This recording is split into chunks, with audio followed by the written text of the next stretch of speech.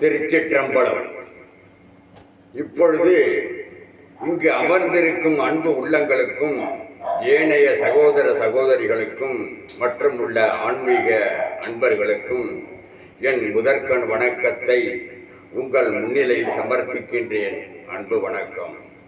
இப்பொழுது ஒரு சில கோயில்களும் அந்த கோயில்களில் நாயன்மார்கள் நால்வரும் பாடிய ஒரு சில பாடல்களும் மற்றும் திருவள்ளுவர் ராமலிங்க சுவாமிகள் பாடிய ஒரு சில கோயில்களின் வரலாறும் அதனுடைய பாடலும் இப்பொழுது நீங்கள் இருக்கின்ற இடத்தில் இருந்தே தெரிந்து கொள்வதற்கான ஒரு வாய்ப்பை இப்பொழுது நான் இப்பொழுது உங்கள் முன்பாக சொல்லவிருக்கின்றேன். இந்த காணொளியை இறுதி வரை பார்ப்பவர்கள் ஒரு புண்ணியம் செய்திருக்க வேண்டும். ஆகவே இப்பொழுது சொல்ல ஆரம்பிக்கிறேன். அன்பு வணக்கம். ஆகவே உங்கள் பொன்னான சிந்தனையை சிதற விடாமல் ஒரு சில நிமிடங்கள் அமைதியாக கேட்கும்படி பணிவன்போடு கேட்டுக்கொள்கிறேன். அன்பு வணக்கம். திருக்குறள் 1. தொட்டனை தூறும் மணற்கேணி மாந்தர்க்கு கற்றனை தூறும் அறிவு. ஆற்றிலே மணலை அல்ல இறைக்க எப்படி நீரூற்று அதிகமாக வருகிறதோ அதுபோலவே தேவார திருவாசக 12 திருமுறைகளையும் நாம் கற்பிக்க பாட நமது சிந்தனா சக்தியும் அறிவாற்றலும் அதிகமாக வளர்ந்து கொண்டே வருகிறது என்பது உண்மை. ஆகவே இந்த 12 திருமுறைகளில் பாடிய ஒரு சில அடியார்கள், அதிலே மாணிக்க வாசகர் ஒரு பாடலை பாடியிருக்கிறார். பால் நினைந்தூட்டும் தாயினும் சால பருந்தினி பாவியேனுடைய ஊனினை உருக்கி உள்ளொளி பெருக்கி உழப்பிலா ஆனந்தமாயே தேனினை சொரிந்து புறம்புற திரிந்த செல்வமே சிவபெருமானே யானுனை தொடர்ந்து சிக்கன பிடித்தேன் எங்கு எழுந்து அருள்வது இனியே என்று மிக அழகாக பாடியுள்ளார். இதிலே முதலாவதாக தாயினும் சால என்றால் ஒரு குழந்தை அழுகிறது என்றால் அது எதற்காக அழுகிறது என்று மிக துல்லியமாக, பசியினால் அழுகிறதா, வேறு ஏதாவது எறும்புகள் கடித்து விட்டதா என்று பல நோக்கத்தோடு அந்த குழந்தை அழலாம். அதை தாயை விட ஒரு குறிப்பிட்ட நேரத்தில் தனது ஞான சக்தியினால் அதை உறுதியாக எடுத்துக்கொள்வது அந்த ஈசனுடைய பெருமை. ஆகவே தாயினும் சால, தாயை விட ஒரு நுட்பமான முறையில் தெரிந்து கொள்வதற்கான ஒரு வழி அந்த ஈசன், அந்த கடவுள், அந்த சிவன். ஆகவே அடுத்தபடியாக சீர்காழியிலே ஞானசம்பந்தர், அந்த ஞானசம்பந்தர் குழந்தையாக இருக்கும் போது அவருடைய பெற்றோர் குளத்திலே நீராடுவதற்காக அந்த குழந்தையை தூக்கி கொண்டு செல்கிறார். அப்பொழுது அந்த குழந்தையை கரையிலே உட்கார வைத்துவிட்டு நீராடுவதற்காக உள்ளே குளக்கரையில் சென்று நீராடிவிட்டு கரையேறுவதற்குள் அந்த குழந்தை தன் பசியினால் அடத் தொடங்கியது. ஈசன் உடனே உமாதேவியை பார்த்து இந்த குழந்தை அழுகிறது என்று சொல்ல, அடுத்த ஒரு நொடியிலே அந்த உமாதேவியார் அந்த குழந்தைக்கு ஞானப்பால் ஊட்டியதாக வரலாறு எல்லோரும் அனைவருக்கும் தெரிந்த உண்மை. ஆகவே ஒரு குழந்தைக்கு எப்படி என்று ஒரு சில நொடிகளில் தெரிந்து கொள்வதற்கான ஒரு வாய்ப்பு அந்த ஈசனுக்கு மட்டும்தான் தெரியும். ஆகவே தாயினும் சால, அந்த குழந்தைக்கு ஞானப்பால் ஊட்டினது ஒரு பெருமை வாய்ந்த ஒரு இது. அதுபோலவே இன்னொன்று ஒரு உதாரணம் சொல்லுகின்றேன். கும்பகோணம் டு காரைக்கால் சாலையில் திருநாகேஸ்வரம், திருநீலக்குடி, புதூர், அந்த புதூர் கடைத்தருக்கு பக்கத்திலே மேல அகலங்கன் என்ற ஒரு கிராமம். அந்த கிராமத்திலே சீதலா தேவி என்ற ஒரு அம்மன் கோவில் உள்ளது. அந்த அம்மன் கோவில் அந்த மேலாகலங்கண்ணில் சுமார் 50-55 ஆண்டுகளுக்கு முன்பு எனது சகோதரன் சுமார் 13 வயது இருக்கும். அவனுக்கு அம்மை நோய் பற்றி ரொம்பவும் கவலைக்கிடமாக இருக்கின்றபடியால் அந்த சீதலா தேவி அம்மன் கோவில் பழுதடைந்த காரணத்தினால் மூலஸ்தானத்திலிருந்து அம்மன் சிலையை கொண்டு வந்து நடு கூடத்தில் உட்கார வைத்து தினசரி பூஜை செய்து கொண்டிருந்தார்கள். அந்த நேரத்தில் எனது சகோதரனை 13 வயது இருக்கும் அந்த பையனை அந்த சிலையின் ஓரத்திலே உட்கார வைத்து ஒரு சில வேப்பிலைகளையும் கொடுத்து அவனை உட்கார வைத்து விட்டு அவனுக்கு படங்கள் வாங்குவதற்காக கடைத்தெருவுக்கு எனது தாயார் அந்த கம்பி கேட்டை பூட்டிவிட்டு சாவியை கையில் வைத்துக் கொண்டு எனது தாயார் படங்கள் வாங்குவதற்காக சென்றார்கள்.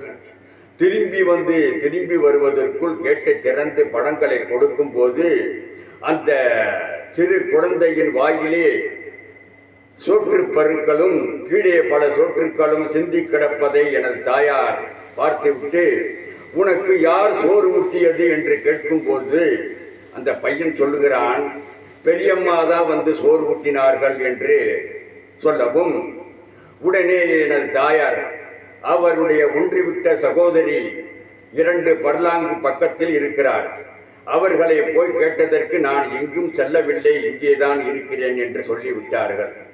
ஏற்கனவே கதவுகள் வேற பூட்டி கிடந்தது. ஆகவே இதிலிருந்து என்ன தெரிகிறது என்றால், அந்த காலத்திலேயே அந்த சீர்காழியிலே அந்த குழந்தைக்கு ஞானப்பால் ஊட்டியது போல் அந்த குழந்தைக்கு அந்த சீதலா தேவி அம்மன் சாதம் ஊட்டியதாக நமக்கு புலப்படுகிறது. ஆகவே இத்துடன் அந்த தாயினும் சாலை என்ற கருத்துக்கு இதுவே ஒரு பொருத்தமான ஒரு சொற்கள். அடுத்தபடியாக அந்த பாலினை தூட்டும் என்ற பாடலில் கடைசியாக வருவது, யானுனை தொடர்ந்து சிக்கன பிடித்தேன் எங்கு எழுந்து அருள்வது இனியே. அப்ப சிக்கன பிடித்தேன் என்ற சொல்லுக்கு அந்த சிவபெருமானை கெட்டியாக பிடித்து கொள்ளுவது, சிக்கன பிடித்தேன் பற்றி கொள்வது. சிக்கன பிடித்தேன் என்றால் அவரை பற்றி கொள்வது என்று அர்த்தம். அந்த சிக்கன பிடித்தேன். கும்பகோணம் பட்டீஸ்வரத்துக்கு முன்னதாக சக்தி முற்றம் என்ற ஒரு கோயில் இருக்கிறது. அந்த கோயிலிலே சிவன் கோவில் மூலஸ்தானத்தில் இருக்கிறார். அதற்கு முன்னாடி ஒரு சின்ன சன்னதி இருக்கிறது. அந்த சன்னதிக்கு சென்றால் மூலவரை அந்த சக்தியானவள் கட்டி தழுவி கொள்கின்றார். இந்த காட்சியை பார்க்கும்போது கட்டி தழுவுதல், சிக்கன பிடித்தே பற்றி கொள்ளுதல், தழுவி கொள்ளுதல் எல்லாமே ஒரு அர்த்தம். அப்ப சிவனை கட்டியாக பிடித்து கொள்ளுதல். அதாவது பிரிந்திருந்த தம்பதிகள் அந்த கோயிலுக்கு சென்று சில பரிகாரங்கள் செய்தாலே பிரிந்த தம்பதிகள் ஒற்றுமையாக வாழ்வதற்கு ஒரு முக்கியமான ஸ்தலமாக இன்றும் விளங்கி வருகிறது. அடுத்தபடியாக சிக்கன பிடித்தேன் என்ற சொல்லுக்கு திருக்கடையூரிலே அமிர்தகடேஸ்வரர் ஒருவர் இருக்கு. அமிர்தகடேஸ்வரர் அதாவது மார்க்கண்டேயர் என்றும் அவருடைய ஆயுள் என்றும் 16 வயது. அப்ப 16 வயது பூர்த்தி ஆகின்ற நேரத்திலே அந்த மார்க்கண்டேயர் அந்த அமிர்தகடேஸ்வரரை ஓடி போய் அந்த தனது உயிரை காப்பாற்றுவதற்காக அந்த லிங்கத்தை கெட்டியாக பிடித்து கொண்டார், பற்றி கொண்டார். அப்பொழுது அவனுடைய இறுதி காலம் வரும் என்று நினைத்து அந்த யமதர்மராஜா தனது பாசக்கயிற்றை எடுத்துக்கொண்டு அந்த மார்க்கண்டேயரை உயிரை பறிப்பதற்காக ஓடோடி வருகிறார். அப்பொழுது அந்த மார்க்கண்டேயன் சிவனை கட்டி தழுவுகிறார், பற்றி கொள்கிறார். அப்பொழுது யமதர்மராஜா அந்த பாசக்கயிற்றை சிவனையும் சேர்த்து போட்டு விடுகிறார். யமன் உடனே சிவன் அமிர்தகடேஸ்வரர் உடனே அந்த லிங்கத்தை வெடித்து கொண்டு மேலே சூலாயுதத்துடன் வருகிறார். என்னுடைய பக்தனை நீ எப்படி பாசக்கயிற்று போடலாம் என்று சிவன் ஆக்ரோஷமாக கோபத்தோடு எழுந்து சூலாயுதத்துடன் அந்த யமதர்மராஜாவை கொலை செய்ய முற்படுகிறார். ஆகவே சிக்கன பிடித்தேன் என்ற சொல்லுக்கு ஒரு அருமையான ஒரு கருத்து, பற்றி கொள்ளுதல். அந்த ஈஸ்வரனை நாம் கடவுளே நீதான் கதி, நீதான் என்னை காப்பாற்ற வேண்டும் என்று அந்த கடவுளை நாம் பற்றி கொள்ளும் போது கடவுள் நமக்காக வந்து நமது உயிரை காப்பாற்றக்கூடிய ஒரு இது. சர்வ வல்லமை படைத்த ஈஸ்வரன் பற்றி கொள்வது சிக்கன பிடித்தேன் என்ற சொல்லுக்கு சரியான ஆதாரம். ஆகவே அடுத்தபடியாக கோனேரி ராஜபுரம். இந்த கோனேரி ராஜபுரம் என்பது கும்பகோணத்திலிருந்து 22ஆம் number bus, private bus C R T ஒன்று போகிறது. இரண்டாவதாக கும்பகோணம் டு காரைக்கால் சாலையில் திருநாகேஸ்வரம், திருநீலக்குடி, எஸ்புதூர். அந்த எஸ்புதூரில் இறங்கி தெற்கே 3 கிலோமீட்டர் சென்றால் வடமட்டம் என்ற ஊர். அந்த வடமட்டத்துக்கு இந்தாண்ட கோனேரி ராஜபுரம் என்ற பெயரோடு விளங்கி வருகிறது. அந்த காலத்திலே நால்வரும் பாடியிருக்கிறார். அவர் பாடிய பாடலில் கடைசியாக திருநல்லம் என்ற பெயரோடு அவர்கள் பதிகங்களில் பாடியிருக்கிறார்கள். இடையிலேதான் அதற்கு கோனேரி ராஜபுரம் என்ற பெயரோடு விளங்கி வருகிறது. அந்த கோனேரி ராஜபுரம் அந்த உமா மகேஸ்வரர் அவர் அந்த கோனேரி ராஜபுரம் பேருந்து நிலைய அந்த இடத்திலே அந்த ஸ்டாப்பிங்கில் இறங்கி சுமார் 1 கிலோமீட்டர் கிழக்கே சென்றார். மேற்கு பார்த்த சிவன் கோவில். அந்த சிவன் கோவிலில் ஒரு அருமையான அதிசயம் நடந்திருக்கிறது. அன்பு உள்ளங்களே, நீங்கள் இப்பொழுதுதான் கவனமாக கேட்க வேண்டும். அந்த சிவன் கோவிலில் மூலவராக இருக்கின்ற அந்த பூமிநாத சுவாமி, புதிதாக வீடு கட்டுபவர்கள் அந்த பூமிநாத சுவாமியின் சன்னதிக்கு சென்று ஒரு செங்கல்லை கழுவி மஞ்சள் குங்குமம் தடவி அர்ச்சனை செய்து அந்த செங்கல்லை வாங்கி வந்து நீங்கள் கட்டுகின்ற அஸ்திவாரத்தில் அந்த செங்கல்லை இணைத்து கட்டுவதனால் நல்ல முறையில் வீடு கட்டி கிரக பிரவேசம் நடக்கும் என்ற ஒரு நல்ல ஒரு தருணம் இன்றும் தொன்று தொட்டு வருகிறது. ஆகவே அதற்கு பிறகு அந்த கோயிலிலே ஒரு அதிசயம் நடந்திருக்கின்றது. என்னவென்றால், ஒரு காலத்தில் அரசன் அந்த கோயிலில் ஒரு நடராஜர் சிலையும் சிவகாம சுந்தரி சிலையும் செய்து கும்பாபிஷேகம் நடத்தலாம் என்று ஒரு சிவபக்தனான ஒரு சிற்பியை தேர்ந்தெடுத்து அவனிடம் ஒரு நடராஜர் சிலையை அவனுக்கு செய்ய உத்தரவிட்டிருக்கிறார். சுமார் 1 மாத காலமாக அந்த சிற்பியானவர் அவரும் அவரது மனைவியும் ஒரு குடிலை அமைத்து அந்த குழம்பு அந்த ஐம்பொன்னால் செய்யப்பட்ட ஒரு கொதிக்கலன் அமைத்து அந்த குடிசையில் தினந்தோறும் வார்த்து கொண்டே இருக்கிறார்கள். ஒவ்வொரு நாளும் ஏதாவது ஒரு விண்ணங்கள் ஏற்பட்டு கொண்டே இருக்கிறது. ஒரு நேரத்தில் அந்த அரசன் நேரடியாக வந்து, நாளை தினமும் சிலை முழுமையாக வடிக்காவிட்டால் உனது உயிர் பறிபோகும் என்று எச்சரித்து விட்டு அரசன் சென்று விட்டான். அதற்கு பிறகு அந்த சிற்பி ஒன்றும் சொல்ல முடியாத நிலையிலே என்ன செய்வது என்று பல மன குழப்பத்திலும் மன சஞ்சலத்திலும் அவன் செய்து கொண்டிருந்தான். அடுத்த ஒரு சில நிமிடங்களில் என்ன அதிசயம் பாருங்கள். ஒரு வயதான ஆடவரும் பெண்டியரும், ஒரு வயதான அம்மாவும் ஐயாவும், அப்பொழுதெல்லாம் அந்த கோனேரி ராஜபுரம், அதாவது பிராமணர்கள் அக்ரஹாரம், பெரிய அக்ரஹாரம், அந்த பிராமணர்கள் வாழ்ந்து கொண்டிருந்த காலம். அந்த காலத்திலே இந்த வயதான அந்த ஆண்களும் பெண்களுமாக அந்த வயதானவர் இருவரும் வந்து, தாகத்திற்கு ஏதாவது தண்ணீர் கொடுங்கள், பசிக்கின்றது என்று அந்த உலைகளத்தின் உள்ளே வந்து, அந்த குடிசையின் உள்ளே வந்து கேட்கிறார்கள். பல பல மனக்குழப்பத்தில் இருந்து கொண்டிருக்கும் அந்த சிற்பியை பார்த்து கேட்கின்றார்கள்.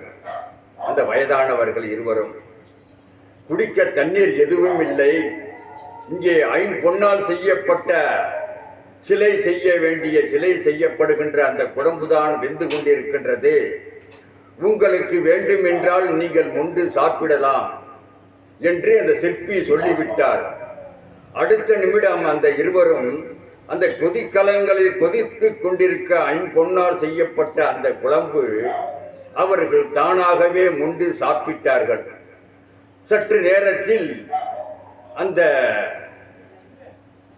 அந்த இருவரும் அந்த நடராஜர் சிலையும் அந்த சிவகாமி அம்பாளும் தானாகவே சிலையாக அமர்ந்திருப்பது கண்கொள்ளா காட்சி. தானாகவே உருவாகியிருக்கிறது. சொன்னால் யாரும் நம்ப மாட்டீர்கள். அந்த காலத்திலே நடந்திருக்கின்றது. உடனே அந்த சிலையில் பார்த்தீங்கன்னா மனிதனுக்கு இருப்பது போல் ரோமங்களும் கை ரேகைகளும் தழும்புகளும் மச்சங்களும் மிக அருமையாக இருக்கின்றது. 6 அடி உயரத்தில் அந்த நடராஜர் சிலை பார்ப்பதற்கு ரொம்பவும் அழகாக நேர்த்தியாகவும் அமைந்திருக்கின்றது சிவகாமி அம்பாளும். இந்த செய்தி அந்த அரசனுக்கு உடனே தெரிவிக்க உடனே அரசன் அங்கிருந்து வருகிறான். ஒரு கடப்பாறையை எடுத்து அந்த சிலையின் பாதத்திலே குத்துகிறான். அந்த பாதத்தின் மேலே அந்த பாறையை எடுத்து குத்தும் பொழுது இரத்தம் பீரிட்டு வந்தது. இரத்தம் பீரிட்டு அவன் முகத்திலே அந்த அரசனுடைய முகத்திலே தெரிக்கவும் அடுத்த சில நேரங்களில் அவனுக்கு ஒரு நம்பிக்கை ஏற்பட்டு அந்த துஷ்டரோகம் மாறி வந்து ஒரு சில நேரங்களில் அவனுக்கு சரியாகிவிட்டது.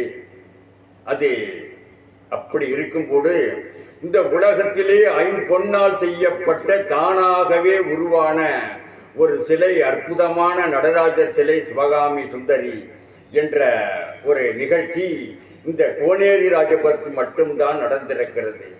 ஆகவே இவ்வளவு பெரிய அற்புதமான ஒரு சிலையை பார்ப்பதற்கு மனிதனாக பிறந்த நாம் ஒரு தடவையாவது அந்த கோயிலுக்கு சென்று பார்த்து வர வேண்டும் என்ற ஒரு முழு நம்பிக்கையில் உங்களுக்கு இது ஒரு நம்பிக்கையான ஒரு செய்தியை சொல்லுகின்றேன்.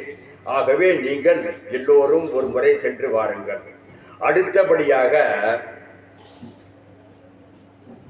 அடுத்தபடியாக திருப்பாப்புலியூர் செல்வோம். திருப்பாப்புலியூர் என்பது கடலூர் மாவட்டம். கடலூரில் திருப்பாப்புலியூர் என்ற ஊர். அந்த திருப்பாப்புலியூரிலே பாடலீஸ்வரர் என்ற ஒரு சிவன் இருக்கிறார். அவரை பற்றி திருநாவுக்கரசர் பாடியிருக்கிறார்.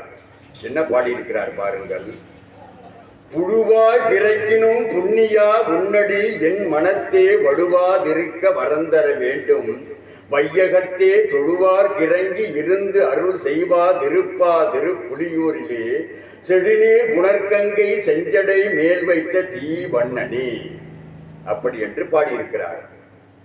அப்பொழுது செஞ்சடை மேல் வைத்த தீ வண்ணனே, செஞ்சடையின் மேலே வைத்துக் கொண்டு அந்த கங்காதேவி கங்கையை தரித்து கொண்டு இருக்கின்ற ஜோதி ரூபமாக அந்த தீவண்ணனே ஜோதி ரூபமாக இருக்கின்ற அந்த சிவன், அந்த ஈசன், அந்த ஈசனை பார்த்து அந்த திருநாவுக்கரசர் பாடுகிறார்.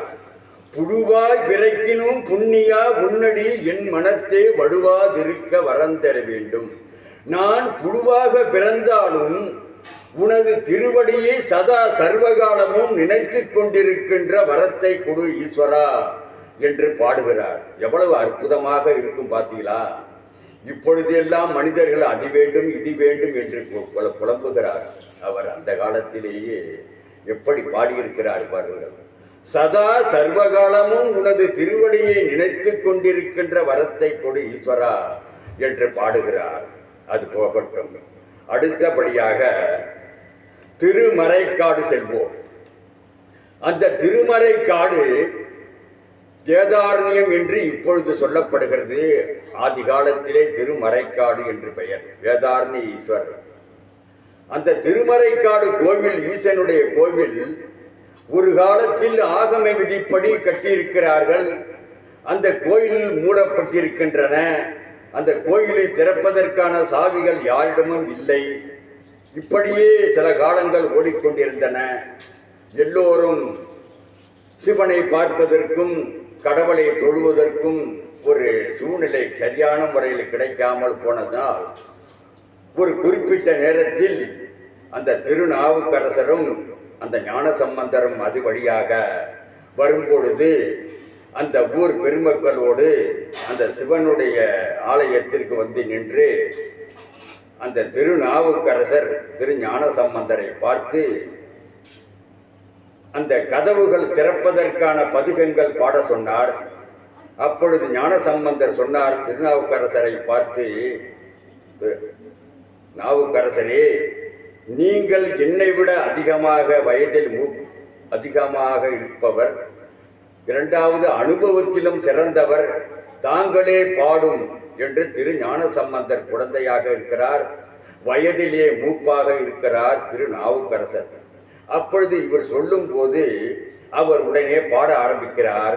9 பாசுரங்களையும் பாடிவிட்டு 10வது பாசுரங்களை பாடுகிறார் அந்த திரு நாவுக்கரசர். என்ன பாடுகிறார் பாருங்க, மிக அருமையான பாடல். மாசில் வீணையும் மாலை மதியமும் வீசி தென்றலோ வீகின வேணிலும் மோசு வண்டரை பொய்கையும் போன்றதே ஈசன் எந்தை இணையடி நீழலே ஈசன் எந்தை இணையடி நீழலே ஈசன் எந்தை இணையடி நீழலே. இப்படி பாடி முடிக்கிறார் திருநாவுக்கரசர். உடனே திரு ஞானசம்பந்தர் சொல்லுகிறார், ஈசனே, இவ்வளவு பாடல் பாடியும் பதிகம் பாடியும் உனக்கு கொஞ்சம் கூட இரக்க மனசு வரவில்லையா, இரக்கம் வரவில்லையா, இரக்கம் இல்லையா என்று பலவாறாக பேசுகிறார். என்ன அதிசயம் பாருங்கள், ஒரு சில நொடி பொதியில் அந்த கதவுகள் தானாகவே பூட்டியிருந்த கதவுகளின் பூட்டு தானாகவே திறக்கின்றன. திருவிளையாடல் படத்திலே பார்த்தீங்கன்னா இந்த காட்சிகள் மிக அருமையாக தெரிகிறது. அந்த பூட்டுக்கள் தானாக திறக்கின்றன.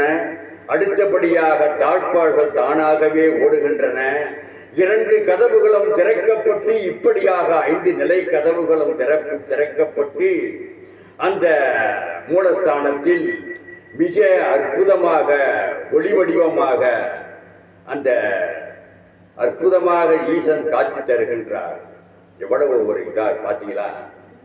இப்படி எல்லோரும் அந்த ஈசனை பார்த்துவிட்டு பிறகு அந்த கதவுகள் மூடுவதற்கான ஒரு பாடலை பாடுகின்றார்கள். அந்த கதவுகள் தானாக மூடப்படுகின்றன. இப்படியாக இந்த திருமறைக்காடு வேதாரண்ய ஈஸ்வரர் ஒரு காலத்திலே இப்படிப்பட்ட ஒரு நிகழ்வுகள் நடந்திருக்கின்றன. இத்துடன் இதை முடித்துக் கொண்டு அடுத்தபடியாக திருச்சி செல்வோம். அங்கு திருச்சி மலைக்கோட்டைக்கு கீழே தாயுமானவர் சுவாமி ஒருவர் இருக்கிறார். அந்த ஈசனுக்கு தாயும் மாணவர் அப்படி என்று ஒரு பெயர். சமீப காலத்தில் தாயும் மாணவர் என்ற பெயருக்கு ஒரு நிகழ்ச்சிகள் அந்த காலத்திலேயே நடந்திருக்கின்றன. அதாவது திலகவதி என்ற ஒரு செட்டி பெண், மிகவும் சிவபக்தியாக இருக்கின்ற ஒரு பெண், ஒரு காலகட்டத்தில் திருமணமாகி தற்போது அவர் பிரசவ வழியால் குடித்துக் கொண்டிருக்கின்ற நேரத்தில் அந்த ஈசன் தாய் போல வந்து அந்த பிரசவ வழியிலிருந்து நீக்கி பிரசவம் பார்த்து தாயும் சேயும் நலமாக இருக்கும்படி தாய் போல வந்து அந்த பிரசவத்தை பார்த்ததாக ஒரு செய்தி பார்த்ததாக நடந்திருக்கின்றது. பிறகு அந்த உண்மையான தாய் மறுநாள் காலையில் வருகிறார். எப்படி வருகிறார் என்றால், முதல் நாள் அப்பொழுது மழை காலமாக இருந்ததால் காவேரி கரை புரண்டு ஓடியதால் ஓடங்களும் இல்லாமல் பாலங்களும் இல்லாமல் அந்த தாய், உண்மையான தாய், பரிதவித்துக் கொண்டு மறுநாள் காலையில் அந்த காவேரி நதியினில் தண்ணீர் குறைந்து தண்ணீர் வற்றியதால் அந்த கரையிலிருந்து விடுபட்டு இக்கரைக்கு வந்து தனது திலகவதி என்ற பெண்ணை பார்க்க வருகின்றாள். எப்படிமா பிரசவம் ஆச்சு என்று கேட்கிறாள் தன்னுடைய பெண்ணை பார்த்து. அப்பொழுது சொல்லுகிறார் அந்த பெண், நேற்று நீதானே வந்து எல்லாமும் பார்த்தா, இப்போது இப்படி சொல்லுகிறாயே என்று கேட்கும் போது, அம்மா நான் இப்பதாமா வந்தேன், நேற்று நான் வரலம்மா, இப்பதான் நேற்று கண்ட வெள்ளம் கரை புரண்டு ஓடியது, மன வருத்தத்தோடு அந்த ஈசனை நினைத்து கொண்டே நான் சென்றேன், இப்பொழுதுதான் வந்திருக்கிறேன் என்று சொல்லவும் அப்பொழுதுதான் தெரிகிறது அந்த கோட்டையில் உள்ள ஈசன் ஒரு தாய் போல வந்து அந்த திலகவதி என்ற ஒரு சிவபக்தையான அந்த பெண்ணுக்கு பிரசவம் பார்த்திருக்கிறார். அதிலிருந்து தான் அந்த சிவனுக்கு தாயும் ஆனவர் என்ற பெயரோடு இன்றும் திகழ்ந்து வருகின்றது. ஆகவே இப்படியாக நாம் செல்லும் போது அந்த ஈசன் அடுத்த கட்டமாக எனது மைத்துனர் மகள் ஒன்று லண்டனில் இருக்கிறார். அவருக்கு கர்ப்பவதியான இறுதி காலம் சுமார் ஒரு 15 நாட்களுக்குள் பிரசவம் ஆவதாக இருக்கிறது. எனக்கு ஒரு போன் பண்ணி, மாமா ஏதாவது ஒரு பிரார்த்தனை, கூட்டு பிரார்த்தனை செய்து கொடுங்கள் என்று கேட்கவும், நமது கும்பகோணம் புது பஸ் ஸ்டாண்டில் இருந்து தெற்கே 2 பர்லாங் தொலைவில் ஸ்டேட் பேங்க் காலனியில் புதிதாக அமைந்திருக்கும் திரு மகாலிங்கம் என்பவர் அபிமுகன் தர்மசாலை என்று ஒன்று நடத்தி வருகின்றார். மிக அற்புதமான ஒரு தர்மசாலை. அந்த தர்மசாலையிலே தினந்தோறும் கூட்டு வழிபாடு, சிவனடியார் திருக்கூட்டம், திருவாசகம் முற்றுதல் மற்றும் நட்சத்திர வழிபாடு, திருமண வைபவங்கள், பிறந்த நாள் நிகழ்ச்சிகள் எல்லாவற்றிற்கும் மிக அருமையாக நடத்தி கொண்டு வருகிறார்.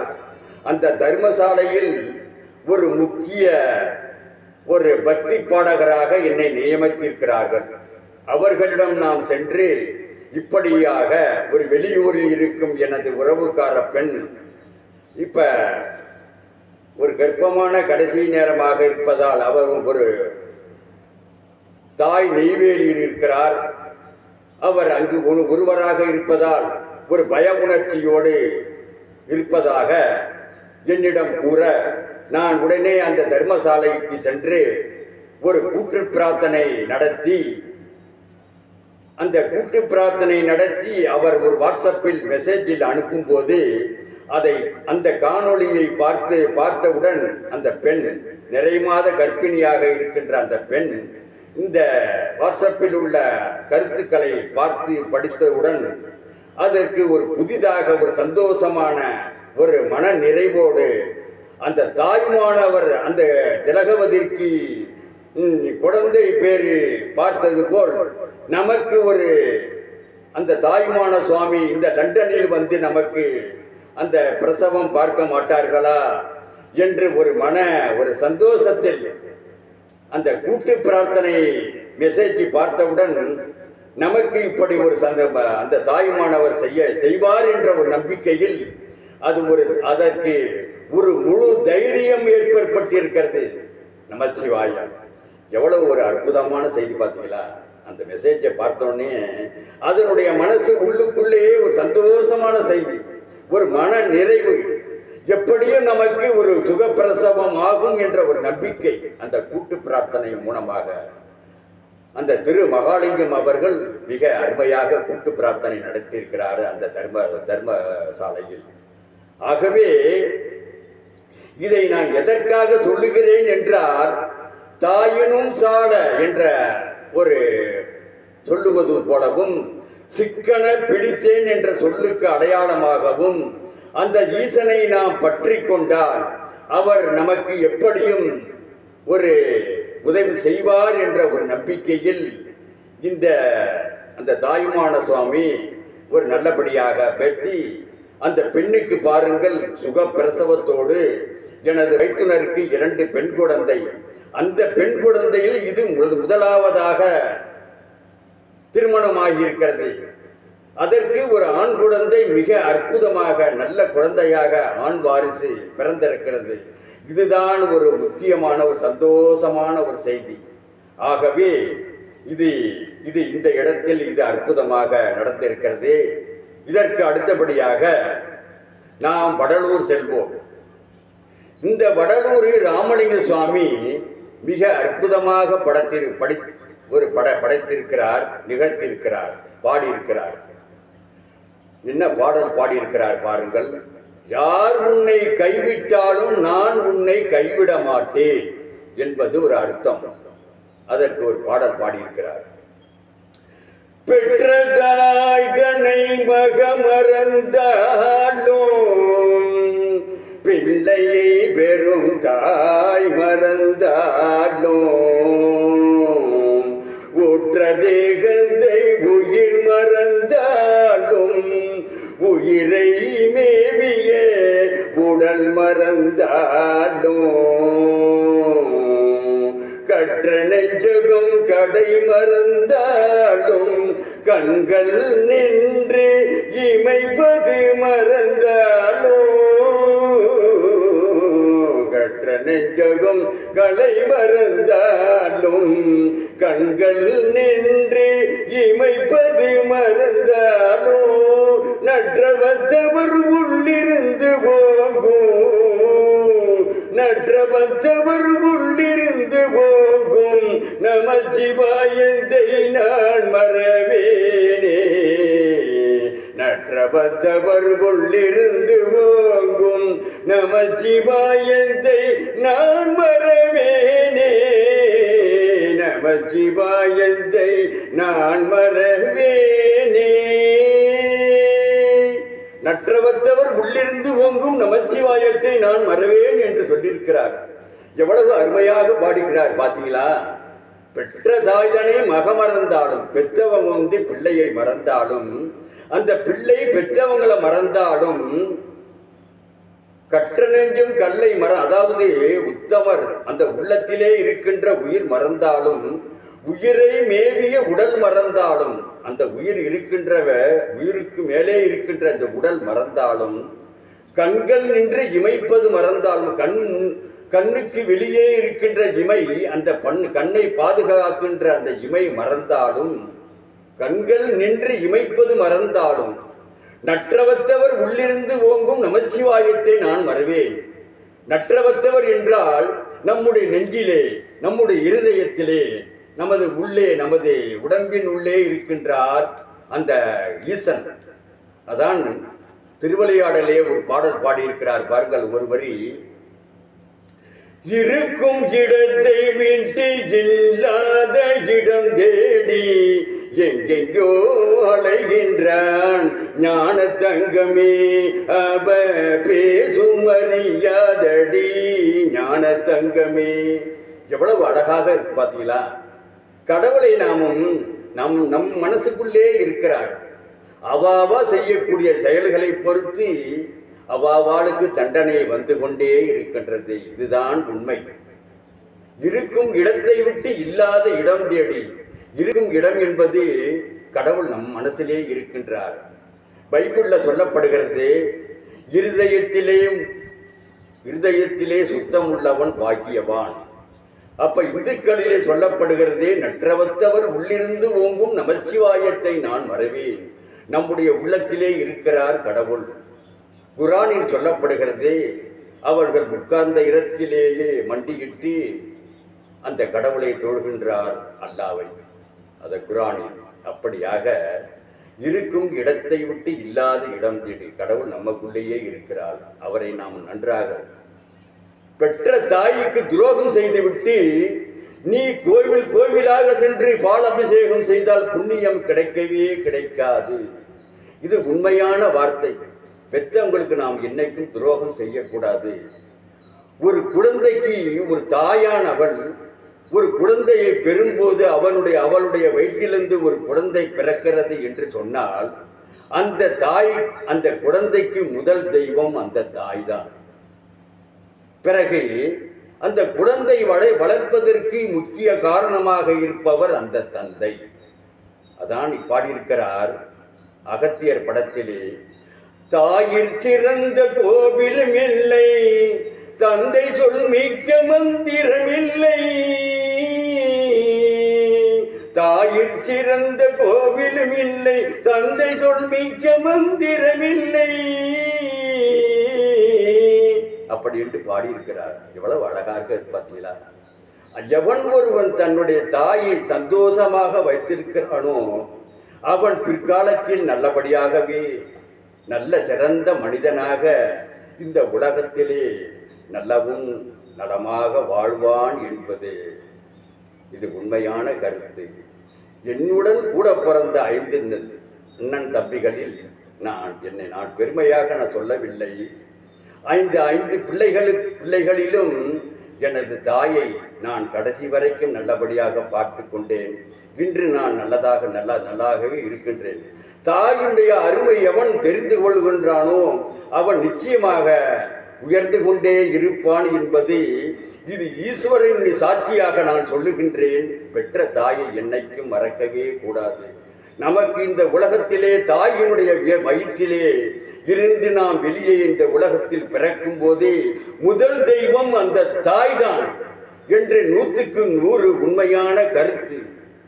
ஆகவே இத்துடன் இந்த வடலூரில் பெற்ற தாய்தனே மகமறந்தாலும் என்று பாடியிருக்கிறார். அடுத்தபடியாக தில்லை நடராஜர் கோவிலுக்கு செல்வோம். அந்த தில்லை நடராஜர் கோவில் அந்த மூலவராக இருக்கின்ற அந்த சிதம்பரநாதர் சிவகாம சுந்தரி. ஆகவே அதற்கு முன்னதாக பொன்னம்பலத்திலே வேயப்பட்டிருக்கின்ற அந்த திரு நடராஜர், அந்த நடராஜரின் மேலே இருக்கின்ற அந்த பொன் ஓடுகள் மனிதனுக்கு ஒப்பாக அவர் அமைந்திருக்கின்றது. அந்த காலத்திலே என்னவென்று பார்ப்போம். மனிதனுக்கு எத்தனை நரம்புகள் ஓடுகின்றனோ அத்தனை தங்க ஓடுகள் வேயப்பட்டிருக்கின்றன. மனிதனுக்கு ஒரு நிமிடத்தில் எத்தனை துடிப்புகள் இதயங்கள் துடிக்கின்றனவோ அத்தனை ஆணிகள் அமைந்திருக்கின்றன.